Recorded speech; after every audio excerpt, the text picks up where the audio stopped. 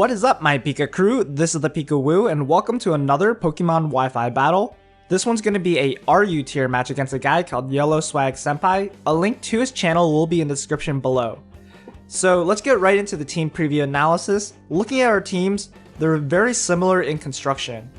So we're both using very offensive teams. You can see on my end, I've got 5 offensive Pokemon, 1 support in the shape of Diancie, and my opponent's got 5 or 6 offensive Pokemon as well. The difference between our teams though is that every single one of my Pokemon has at least 1 immunity. So I have really good typing, and my opponent has actually a lot of weaknesses.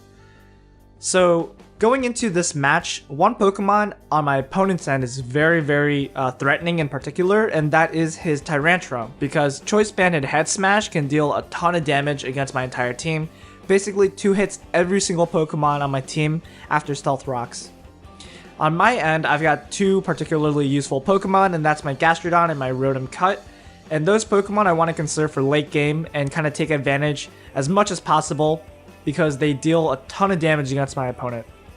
Now let's get right into the strategy. My strategy here with a hyper offensive team is basically make the right switch-ins and then try to take something down with a very powerful hit. For example, my Rotom is Choice Specs, and Choice Specs Leaf Storm basically 1 it KOs or 2 it KOs everything that doesn't resist a grass type move. So let's get right into each of the specific Pokemon. So the first Pokemon on my team is my Special Wall, my Diancie, with max HP and max special defense. And it runs Moonblast, Diamond Storm, Stealth Rock, and Explosion.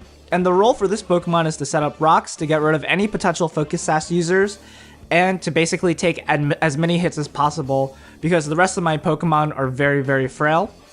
The next Pokemon I have on my team, and the next 3 actually consist of my offensive core, a Fire, Grass, Water offensive core, and all of them being Choice Specs, the first one being Typhlosion. And Typhlosion runs Eruption, Fire Blast, Hidden Power Grass, and Focus Blast, and is also the fastest Pokemon on my team. Eruption at max HP does a ton of damage against almost any Pokemon in this tier. Next Pokemon is my Rotom, and it's also Choice Specs with max speed and max special attack, and its moveset is Leaf Storm, Thunderbolt, Volt Switch, and Trick. Trick is to get rid of any bulky defensive Pokemon by tricking them a choice item. Volt Switch is for momentum, and Leaf Storm, similar to Eruption, will take down basically anything that doesn't resist it. The third Pokemon on this offensive core is actually my Gastrodon, which is usually a defensive Pokemon, but I'm using an offensive set with Earth Power, Surf, Ice Beam, and Sludge Wave, with my EVs being basically max HP and max special attack. The other 2 Pokemon on my team provide extra immunities, and that's my Pawniard with max attack, max speed. It runs Knockoff, Sucker Punch, Iron Head, and Swords Dance, and it basically does the same thing as what Bisharp usually does, set up Swords Dance and try to sweep. And my last Pokemon is my Mega Banette, and that provides a normal immunity, and it doesn't actually carry any moves, it actually carry any offensive moves. It carries Will-O-Wisp, Destiny Bond, Taunt, and Protect. And the goal here is basically if I have trouble taking down one specific Pokemon, the goal of Banette is just to use Destiny Bond to take out that Pokemon and sacrifice itself. So that's my team, and I hope you guys enjoy the battle. So I'm going to lead off with my Rotom because it deals a ton of damage against the majority of my opponent's potential leads, while my opponent actually leads off with Emboar. And Emboar is actually one of the Pokemon that threaten me out because if it is a Choice Scarf set, it can outspeed me and take me out with any fire type move. So I do decide to just bring in my Diancie to take any hit, whether he wants to dish out a fire type move or a fighting type move. And he actually decides to predict my switch, go for the superpower, anticipating my possible Typhlosion switch in, and that deals a ton of damage against Diancie. Now it isn't quite a 2-hit KO, and with his attack drop, it means that he's basically forced to switch, and I can get my Stealth Rocks up very early on in the match. He's going to bring in Torterra, and this Pokemon actually threatens me out because it deals super effective with his ground and grass type move. But I do have a Pokemon that can deal with this Torterra, and that is my Rotom, since I am immune to the ground type hit and I resist the grass type hit, and I can retaliate back with a Choice Specs Leaf Storm. And looking at his team, he doesn't really have that much that can take that hit. Yeah, he has Emboar to resist the hit, but that Pokemon has pretty frail defenses, and it's not going to appreciate getting hit by a Leaf Storm. So he just opts to stay in instead, just to go for the Toxic. maybe anticipating that I am a defensive set, but no, I'm a choice spec set. And that is going to be a clean 2-hit KO, almost one-shots this Torterra. So there's two options he can go for. He can switch out into a Pokemon that resists the hit, now that he knows that I have -2 special attack and that I'm choice specs, or he can just stay in as Death Fodder, but he decides to bring in his Emboar, save his Torterra for later as Death Fodder.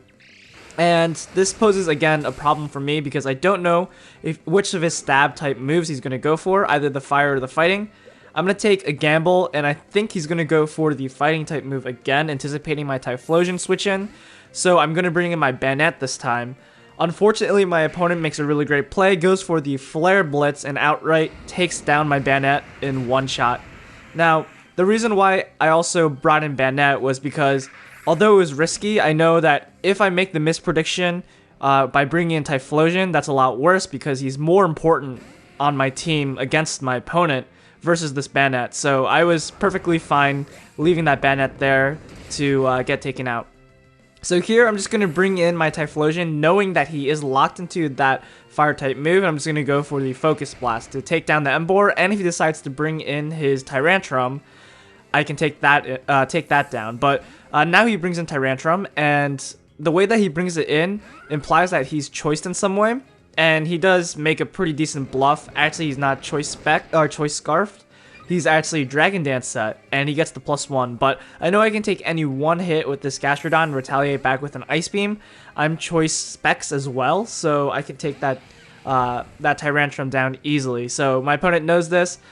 He's just going to switch in his Torterra there as Death Fodder, and things are really looking good because I basically have all the momentum in this match.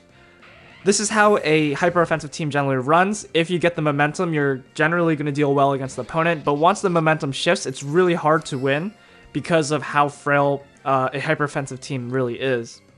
So anyways, he's going to bring the Electivire. I'm locked into Ice Beam, so I'm not really that comfortable staying in. I'm just going to bring in my Diancie to take any one hit. He's going to go for the Cross Chop. That should be a 2-hit KO or a 3-hit KO. Either way, I take it pretty nicely. I'm just anticipating my Diancie to get taken out by a potential Earthquake. I'm just leaving my Diancie here as Death Fodder so I can bring in another Pokemon, such as my Typhlosion, and wreak havoc against my opponent's team. But luckily for me, I actually live with a slither of health, and I'm going to be able to pull off an Explosion before I get taken down, and I also take down this Electivire as well. So there's only a couple of Pokemon left on my opponent's team, and most of them are going to be weak to Gastrodon.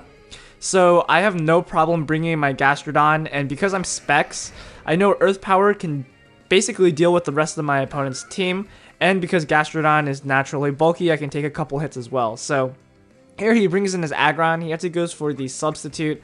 That's perfectly fine because I know not a single one hit that Aggron can dish out can take me down, since I resist both of his stab moves. And I can just continuously go for the 4x super effective Earth Power. So my opponent's going to switch out. Kind of a misplay on my opponent's part bringing in Aggron. And I'm able to just take down any one Pokemon with Earth Power. And yeah, so his Tyrantrum is going to come in as Death Fodder. I really like that because Tyrantrum is generally pretty threatening. And I believe my opponent has 2 Pokemon left. And that's his Arbok and that's the Aggron. And because I was able to break down his team very early on and basically have this Gastrodon here to take down the rest of the team, he really has nothing he can do against my Gastrodon. So that is basically going to be the match. I hope you guys enjoy. It's a very quick match. You'll be able to see this team in a bunch of other matches, and I really like this team because of how hyper offensive this team is, which means very quick matches, a lot of prediction based matches.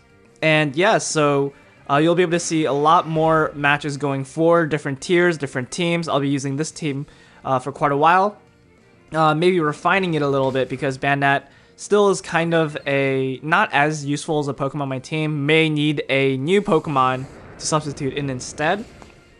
And yeah, so that's going to be the match. I hope you guys enjoyed. If you haven't subscribed already, feel free to join the Pika crew by subscribing. If you enjoyed the video, feel free to leave a like, comment, and favorite. I'm signing out, guys, and I'll see you guys next time. Peace.